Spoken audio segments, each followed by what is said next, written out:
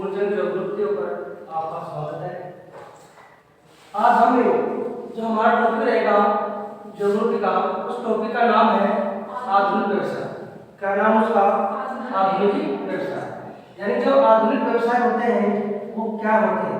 जो आधुनिक व्यवसाय होता है इसे इंग्लिश के अंदर क्या बोलते हैं? Modern business. क्या बोलते हैं? Modern business. तो आज हम जो मॉडर्न बिजनेस है उसके बारे में हम चर्चा करेंगे इस चार्ट के माध्यम से। तो हमें आधुनिक व्यवसाय को पढ़ने से पहले ये पढ़ ले कि व्यवसाय क्या होता है। हमने पिछले वीडियो के अंदर भी व्यवसाय के बारे में परिभाषा दी थी। व्यवसाय वो आर्थिक क्रियाएं होती हैं, व्यवसाय वो आर्थिक क्रियाएं होती हैं जिनका उद्देश्य किसी धन कमाने का होता है, उसे हम व्यवसाय कहते हैं। तो व्यवसाय को मुख्यतः हम दो भागों में बांट सकते हैं। कितने भागों में? दो भाग। यानी व्यवसाय का तो पहला भाग था जिसे हम आदिम या प्रथम तो व्यवसाय प्राथमिक क्रियाएं के अंतर्गत पढ़े थे, वो व्यवसाय का पहला भाग था। ये व्यवसाय का दूसरा भाग है जिसे हम आधुनिक व्यवसाय कहते हैं। क्या बोलते हैं? आधुनिक व्यवसाय। तो आज हम आपको आधुनिक व्यवसाय के बारे में थोड़ा डिटेल से बताएंगे। तो देखिए, जो आधुनिक व्यवसाय होते हैं वो तकनीक के ऊपर आधारित होते हैं। जो आधुनिक व्यवसाय होते हैं वो तकनीक के ऊपर आधारित होते हैं।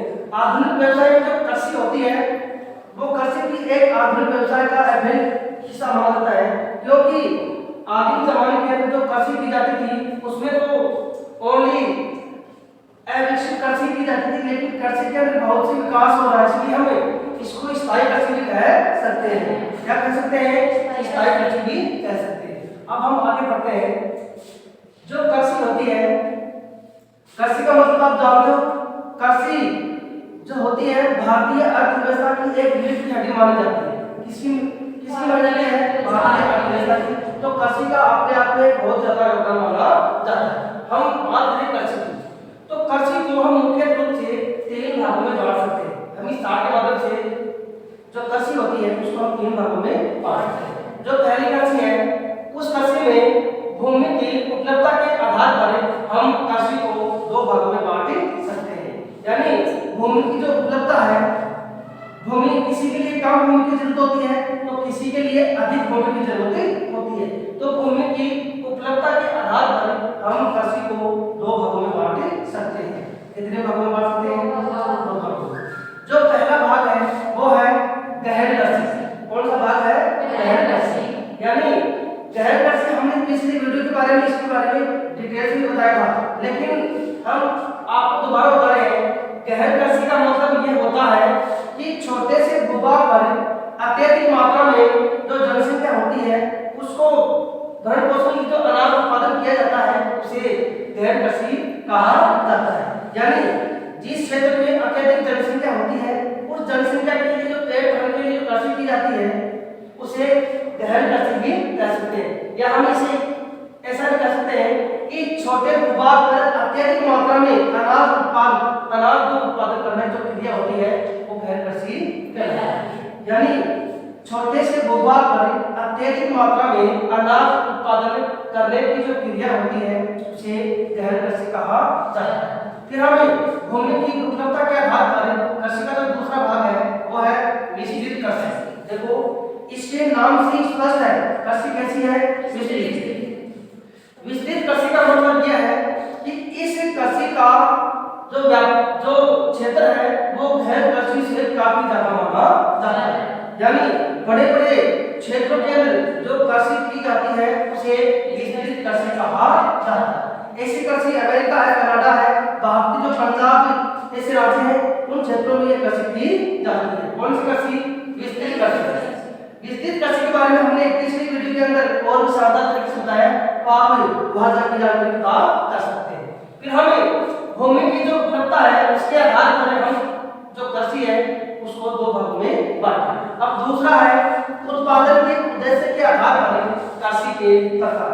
यानी उत्पादन के उद्देश्य के आधार पर जो कृषि है वो मुख्यतः दो भागों में बढ़ती है। कितने भागों में बढ़ती है? दो भागों में।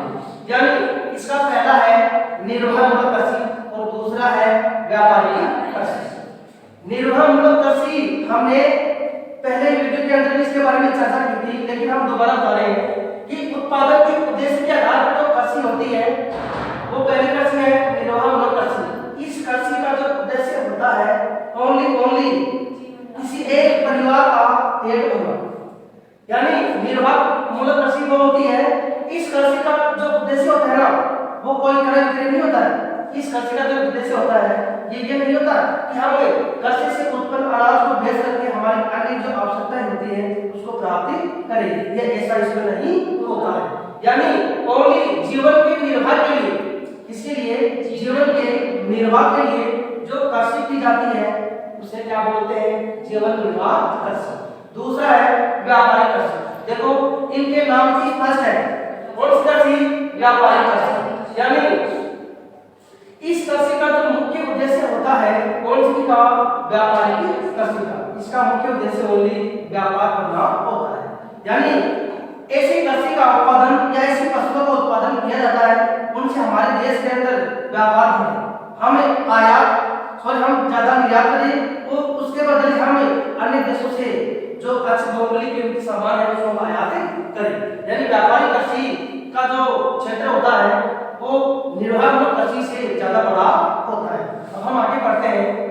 कृषि का तीसरा प्रकार है तकनीकी व विधि के अनुसार कृषि का प्रकार। यानी तकनीक व विधि के अनुसार, यानी तकनीक जानते हो आप, पहले जो हमारी कृषि थी वो आदिम जमाने की कृषि थी।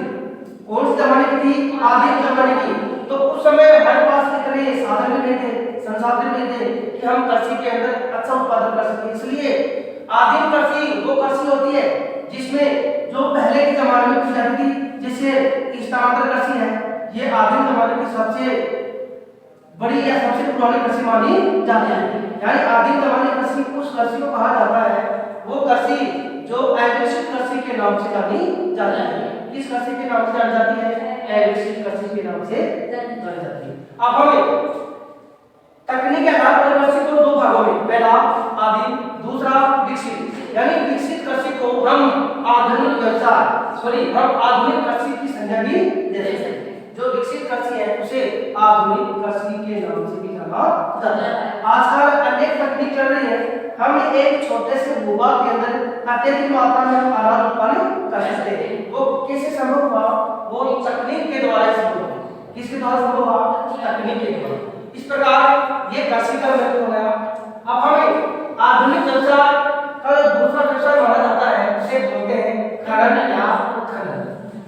क्या बोलते हैं, खनन या उत्खनन। देखो खनन शब्द आपके लिए कोई पुराना शब्द नहीं है।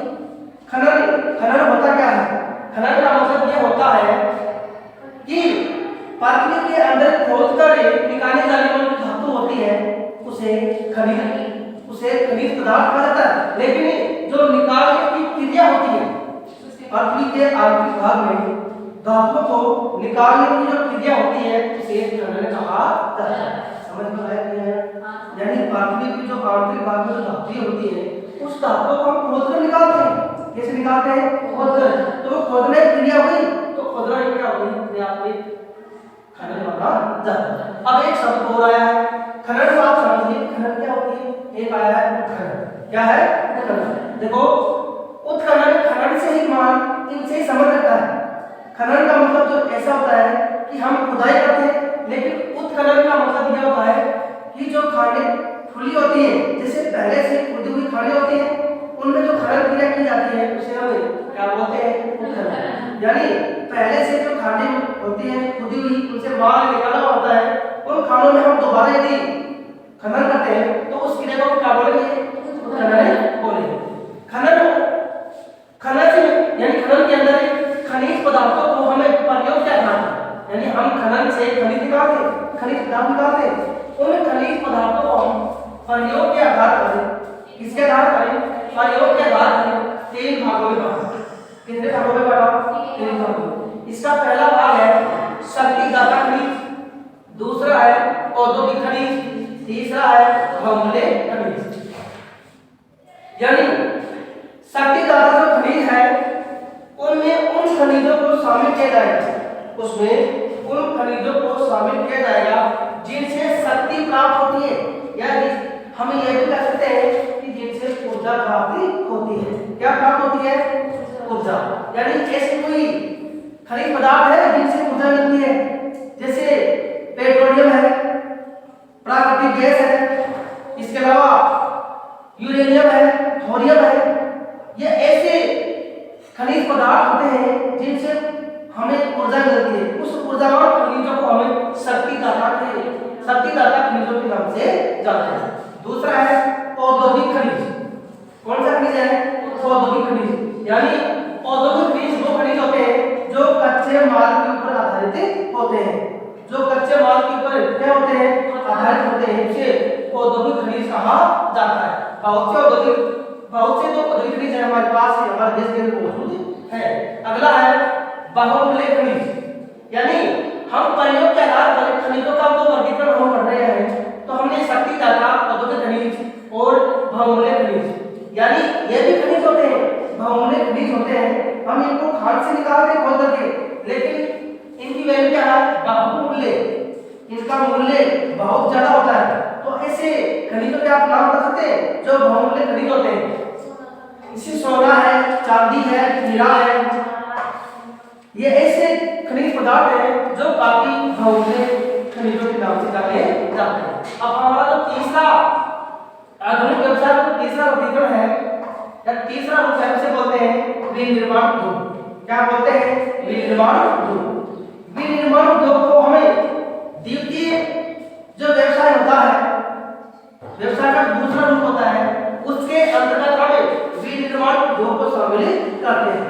विनिर्माण उद्योग के अंतर्गत हमें लोहा इस्पात उद्योग, वस्त्र उद्योग, इंजीनियरिंग उद्योग, रसायन उद्योग, सड़क के निर्माण, भवन निर्माण, सारे के सारे जो भी निर्माणकारी कार्य होते हैं, सारे के सारे जो भी निर्माणकारी कार्य होते हैं वो विनिर्माण उद्योग के अंतर्गत आते हैं। हमने पिछले वीडियो के अंदर ये भी पढ़ा था कि विनिर्माण उद्योग या निर्माणकारी जो उद्योग होते हैं वो द्वितीय व्यवसाय का द्वितीय रूप होता है, व्यवसाय का द्वितीय वर्गीकरण उसके अंतर्गत आता है।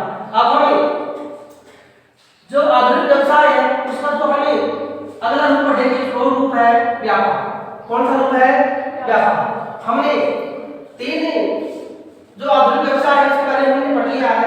कृषि के बारे में पढ़ लिया, खनन के बारे में हमने पढ़ लिया और विनिर्माण उद्योग के बारे में हमने पढ़ लिया। और हम अब पढ़ेंगे व्यापार के बारे में। देखो, व्यापार भी आर्थिक या व्यवसाय का एक महत्वपूर्ण एक क्रिया मानी जाती है। व्यापार क्या माना जाता है? व्यापार भी आधुनिक व्यवसाय का एक महत्वपूर्ण पार्ट है। यदि व्यापार का मतलब यह होता है कि व्यापार हमें वस्तुओं या सेवाओं, हम कैसे भी व्यापार कर सकते हैं। वस्तुओं के बदले वस्तुओं का प्रयोग करके भी व्यापार कर सकते हैं, वस्तु के बदले मुद्रा देकर भी हम व्यापार का प्रयोग कर सकते हैं। इसलिए हमें व्यापार को मुख्य रूप से दो भागों में बांट सकते हैं। कितने भागों में? दो भागों में। पहला है आंतरिक या देशी व्यापार। पहला कौन सा है? आंतरिक या देशी व्यापार। फिर दूसरा है बाह्य या अंतरराष्ट्रीय व्यापार। यानी आंतरिक या देशी व्यापार का मतलब यह होता है कि एक ही देश में जो व्यापार होता है उसे आंतरिक या देशी व्यापार कहा जाता है। जिसे बात करें, राजस्थान एमपी से व्यापार करता है, राजस्थान की शादी से व्यापार करता है एमपी से। तो इसी तरह का जो व्यापार होता है उसे हमें आंतरिक या देशी व्यापार की संज्ञा दे सकते हैं। अगला जो भाग है व्यापार का वो है बाह्य या अंतरराष्ट्रीय व्यापार। देखो इनके नाम से स्पष्ट है, बाह्य या अंतरराष्ट्रीय व्यापार। यानी व्यापार का वह प्रकार जो भारत से किसी अन्य देश में किया जाए।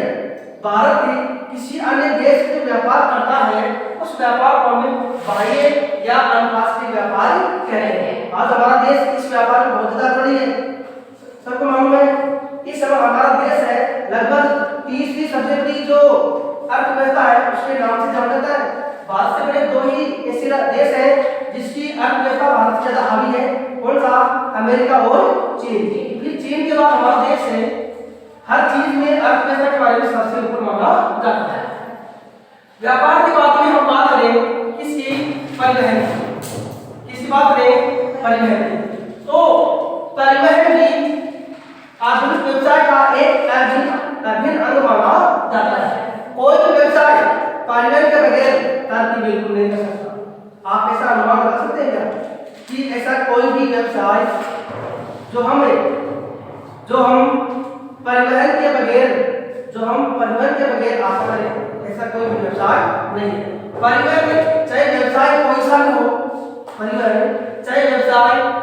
भी हो, उस व्यवसाय के लिए परिवहन का होना बहुत ही अति आवश्यक माना जाता है। परिवहन की बात करें तो परिवहन में हमें स्थल परिवहन, जल परिवहन और वायु परिवहन को हम आसानी से पढ़ सकते हैं।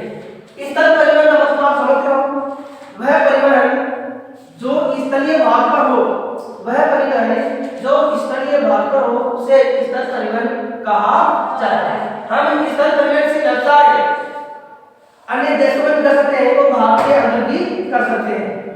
हम अन्य देशों से भी कर सकते हैं जो हमारी स्थलीय सीमा को छूते हैं। इसके अलावा हम हमारे देश के अंदर भी स्थलीय परिवहन के माध्यम से व्यापार या कुछ भी व्यवसाय कर सकते हैं। फिर बात है जल परिवहन। जल भी अपने आप में एक परिवहन है। क्यों? क्योंकि जल परिवहन से बाहरी जो वस्तुएं होती हैं उसको लाने और ले जाने के लिए, जो भारी वस्तुएं होती हैं उनको लाने और ले जाने के लिए जो जल परिवहन है वो एक कड़ी का काम करता है। जो भारी वस्तुएं होती हैं वजन के अंदर, उसका जो परिवहन हम करेंगे तो हम जल परिवहन से ही करेंगे। किससे करेंगे? जल परिवहन से। और स्थल परिवहन के अंदर आप जानते हो हम इनसे भी जो रेलगाड़ी आती है उनमें हम भारी वस्तुओं का आदान प्रदान कर सकते हैं, लेकिन स्थल परिवहन जो जल परिवहन है इनसे थोड़ा सा ये महंगा माना जाता है। फिर बात करें जल परिवहन के प्रकार, तो जल परिवहन दो होते हैं, एक तो आंतरिक जल परिवहन और दूसरा समुद्री जल परिवहन। आंतरिक परिवहन का मतलब तो यह होता है एक देश के अंदर होने वाला जो जल परिवहन है उसे आंतरिक जल परिवहन के नाम से जाना जाता है। ऐसा परिवहन हम खासकर नदियां हैं, नहरें, जो भी जलाशय जो भारत के अंदर पाए जाते हैं, छोटे मोटे कृत्रिम जलाशय मान लीजिए, उनमें जो परिवहन होता है उसे हम आंतरिक परिवहन के नाम से जानते हैं। बात करें समुद्री परिवहन, तो जल परिवहन का सबसे इंपॉर्टेंट पार्ट है समुद्री परिवहन, क्योंकि अंतरराष्ट्रीय व्यापार में जो समुद्री परिवहन है वो बहुत ही एक अहम स्थान रखता है।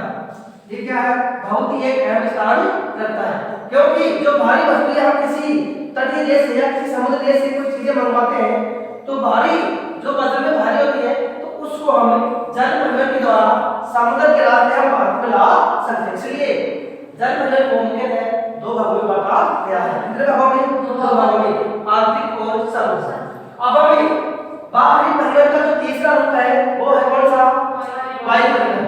कौन सा है? वायु परिवहन। तो आप सबको मालूम है वायु परिवहन में सबसे अच्छा परिवहन माना जाता है। महंगा तो है ही, लेकिन इस परिवहन से टाइम की बचत होती है। किसकी बचत होती है? टाइम की। इस परिवहन से बचत होती है। मान लीजिए हमको हमारे पास टाइम कम है तो हम फ्लाइट से किसी भी देश के अंदर कहीं भी जा सकते हैं, ठीक है ना? तो वायु परिवहन के अंदर जो बहुमूल्य सामान होता है उसको आदान और प्रदान करने के लिए इस परिवहन का सहारा लिया जाता है। कौन सा परिवहन का? वायु परिवहन का। क्यों? क्योंकि वायु परिवहन में टाइम कम लगता है और ये जो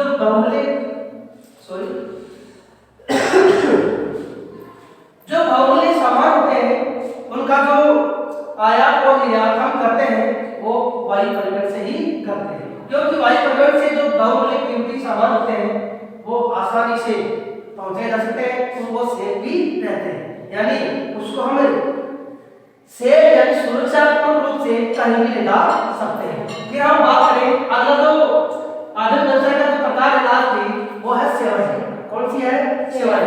हमने इससे पहले 5 पढ़ लिए, कृषि, खनन, विनिर्माण उद्योग, व्यापार और परिवहन।